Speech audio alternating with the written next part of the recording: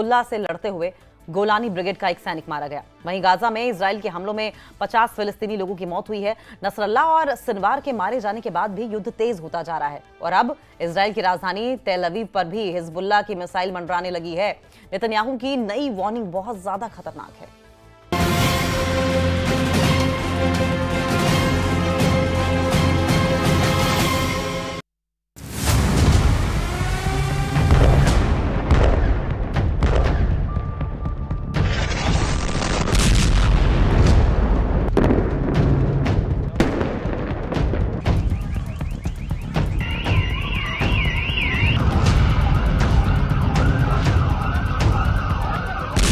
तेल अवीव में क्या हुआ? ऐसा वीडियो तो दुनिया ने कभी नहीं देखा। तेल अवीव में इस आग ने क्या नेतन्याहू का युद्ध वाला जुनून जलाना शुरू कर दिया है? इस आग में इजराइल को झकझोरने वाली ऐसी लपटें हैं जिसके करीब जाने से भी कोई झुलस जाएगा।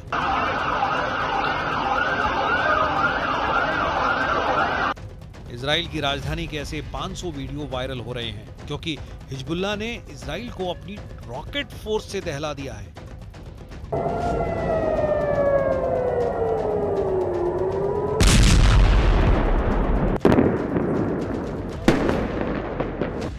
नवंबर की शाम को हिजबुल्लाह ने इजराइल पर 100 से ज्यादा रॉकेट दागे। टारगेट राजधानी तेल अवीव बनी।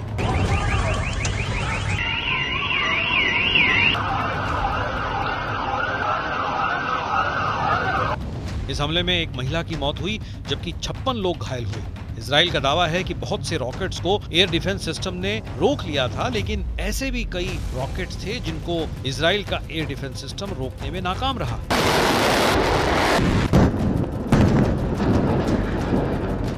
בזירה הזאת אני יכול להגיד שזה טיל שפוגע פגיעה ישירה, זה לא מיירד ולא משהו בסגנון, אלא טיל ישיר במשקל רב.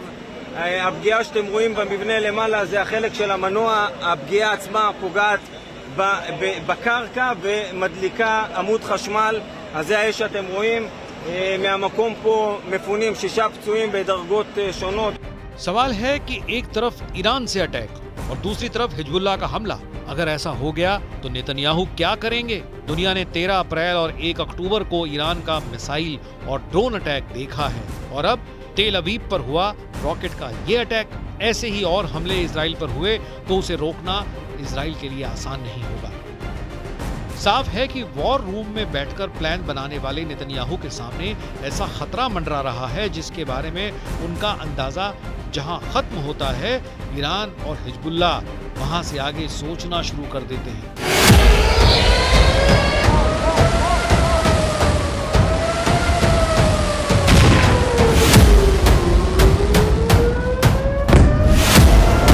तेल अवीव पर हुआ हमला बता रहा है कि इजराइल पर होने वाला अगला बड़ा अटैक बहुत बड़े खतरे को समेटे हुए है।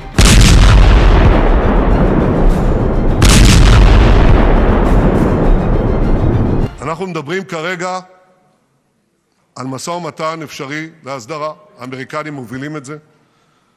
אני אומר, זה מתבצע רק תחת אש. והוא מתבצע עם הרבה מאוד אש. नेतन्याहू के सामने हिजबुल्लाह के 1.5 लाख रॉकेट हैं और दूसरी तरफ है ईरान की 2 लाख मिसाइलें। नेतन्याहू इन दोनों से एक साथ कैसे लड़ेंगे? यानी जब हिजबुल्लाह और ईरान का डबल अटैक होगा तो इतने बड़े हमले को इजराइल कैसे काउंटर कर पाएगा?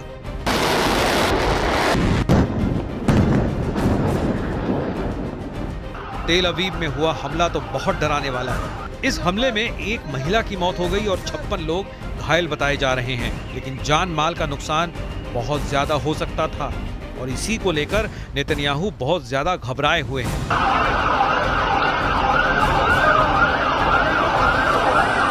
बेरूत को सैकड़ों धमाकों से दहलाने वाले इजराइल की राजधानी पर ऐसा हमला होगा, ये किसी को उम्मीद नहीं थी। नेतन्याहू बेचैन हैं कि अब इजराइल को कैसे बचाएंगे, क्योंकि जितनी तबाही इजराइल ने बेरूत में मचाई है, इससे 10 गुना गुस्सा अब हिजबुल्लाह दिखा रहा है। नेतन्याहू के सामने अब बड़ा चैलेंज है। चाहे हिजबुल्लाह हो या फिर ईरान, दोनों के हमले रोकने में इजराइल पूरी तरह कामयाब नहीं हो पा रहा है।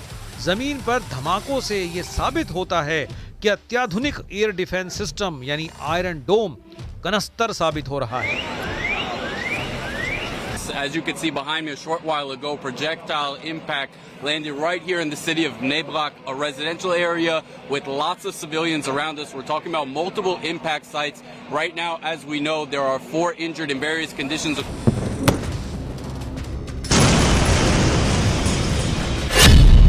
हिजबुल्लाह ने कहा कि अब टारगेट पर पूरा इजराइल है। हिजबुल्लाह के टारगेट पर कौन कौन से शहर हैं वो जरा देखिए। सबसे करीब टारगेट बन चुका है हाइफा, इसके बाद है अशदोद, अश्केलॉन, तेल अवीव और हिजबुल्लाह की रॉकेट की रेंज तो इससे भी आगे है।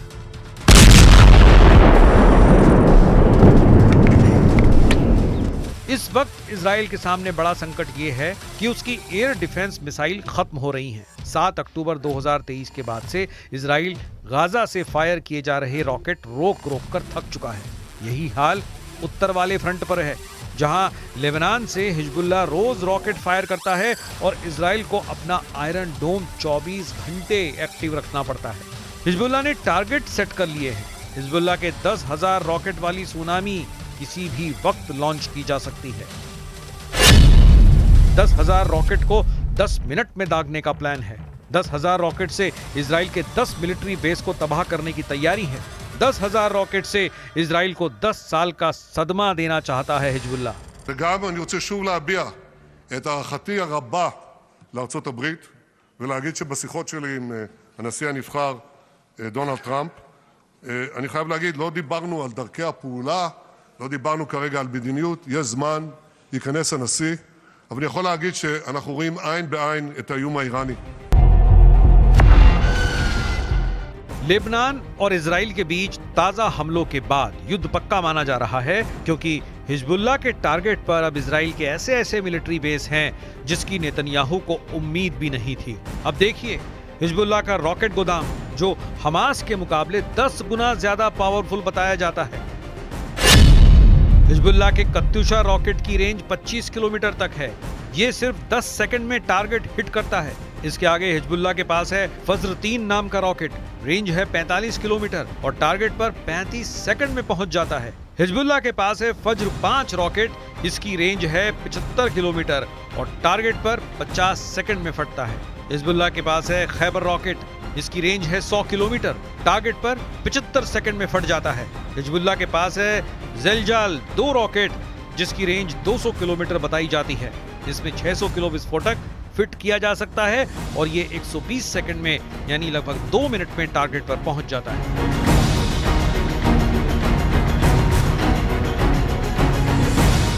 यानी हिजबुल्लाह का रॉकेट का गोदाम पूरे इजराइल को कवर करता है। इसमें इजराइल का हर शहर उनकी रेंज में आ जाता है। तेल अवीव पर हुए धमाकों से साफ है कि इजराइल का डर सही साबित हो रहा है। उसकी राजधानी तेल अवीव पर हिजबुल्लाह के रॉकेट लगातार बरस रहे हैं। इसके अलावा हाइफा का बंदरगाह खतरे में है। अशदोद और अश्केलान भी हिजबुल्लाह की रेंज में है। बीरशेबा शहर को भी हिजबुल्लाह अपने रॉकेट रेंज में कवर करता है।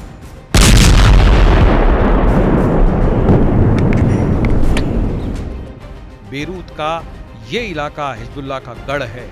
यहाँ उठ रहा काला धुआं देखिए। ये बेरूत की सबसे ताजा तस्वीरें हैं। यही लोकेशन है जहां इजराइल ने चुन चुन कर बम गिराए हैं। लेबनान और गाजा पर जो बम गिराए जा रहे हैं, इजराइल के पास उनकी कमी नहीं है। ये सप्लाई चेन अमेरिका से चल रही है।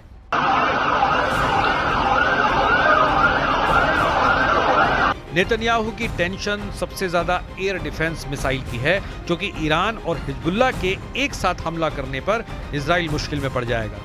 अब तक जो खतरा उत्तरी इजराइल में ज्यादा था, वो अब तेल अवीव तक महसूस किया जा रहा है। हिजबुल्लाह के छोटी दूरी के रॉकेट के बाद अब उसकी बैलिस्टिक मिसाइल कहर मचा रही है। पहले इजराइल उत्तरी गोलान, दक्षिणी गोलान, ऊपरी गलील, निचली गलील, मध्य गलील, बीट शियोन घाटी जैसे शहरों को बचा रहा था जो उत्तरी इजराइल में है। लेकिन अब मुसीबत इजराइल की राजधानी तेल अवीव पर टूट रही है और ये तस्वीरें तो पूरे इजराइल में कोहराम मचा रही हैं। इजराइल ने हिजबुल्लाह के रॉकेट हमले को देखते हुए बहुत सी पाबंदियां लगा दी हैं। नेतन्याहू जानते हैं कि जिन जिन इलाकों में इजराइल के मिलिट्री बेस हैं, वो अब हिजबुल्लाह के निशाने पर हैं। אני יכול להגיד לכם שמי שהיה בסביבה זה הרסיסים שיכולים להרוג בקלות בן אדם, ולכן צריך לשמוע על ההנחיות של פיקוד העורף. ובאזעקה לא לצאת החוצה. תודה. हिजबुल्लाह बता रहा है कि इजराइल के इंच इंच इलाके को वो कवर करता है और नेतन्याहू की सेना के हर ठिकाने की तफसील उसके पास है, जिन्हें वो किसी भी वक्त तबाह कर सकता है। ये आग बता रही है कि हिजबुल्लाह ने जो वार्निंग दी थी वो वाकई बहुत खतरनाक है। इस आग को देखकर नेतन्याहू को मोसाद समेत इजरायली सेना के हर कमांडर की मीटिंग बुलानी पड़ी है। इससे पहले हिजबुल्लाह के ड्रोन से इजराइल के हाइफा का पोर्ट रिकॉर्ड किया गया था। तब उस वीडियो में इजरायली हथियारों की कंपनी रफाइल का कॉम्प्लेक्स भी फिल्माया गया था। मिसाइल के गोदाम, एयर डिफेंस सिस्टम, पनडुब्बी कमांड सेंटर से लेकर कई अड्डे रिकॉर्ड किए गए। उत्तरी इजराइल को तो हिजबुल्लाह ने अपनी रेंज में लिया ही हुआ है, अब उसने दक्षिणी इजराइल की तरफ से भी अपनी मिसाइल तान दी है। खौफ इतना ज्यादा है कि इस वक्त इजराइल लेबनान बॉर्डर के कई इलाके खाली हो चुके हैं। लेबनान में बॉर्डर के आसपास 60 किलोमीटर के दायरे में 1 लाख की आबादी अपना घर छोड़कर जा चुकी है, लेकिन लेबनान में इजराइल का ऑपरेशन चारों तरफ चल रहा है। बेका की घाटी में इजराइल के विमान बम गिरा रहे हैं। दक्षिण बेरूत में धमाकों का खौफ, वहां की सड़कों का हाल, हर तस्वीर लगातार दुनिया तक पहुंच रही है। Until the immediate threat from Lebanon is removed and our people, Israelis living in their own sovereign territory, in their own homes, can safely return to their homes. That's when the conflict will end in our north, not a moment before. Israel और Hezbollah का युद्ध अब Gaza पर बमबारी जैसा खतरनाक होता जा रहा है। 1 साल बाद भी इजराइल पर रॉकेटबाजी और लेबनान पर बॉम्बिंग से हालात ऐसे हैं कि शायद कोई दिन गुजरता हो जब दोनों में से एक पक्ष हमला नहीं करता। इस वक्त ईरान और हिजबुल्लाह दोनों के टारगेट पर अब इजराइल के ऐसे मिलिट्री बेस हैं जिनकी नेतन्याहू को उम्मीद भी नहीं होगी। नेवातीम और हाइफा में इजराइल के दुश्मन इसका ट्रेलर दिखा चुके हैं और अब तो मिसाइल तेल अवीव पर गिर रही हैं।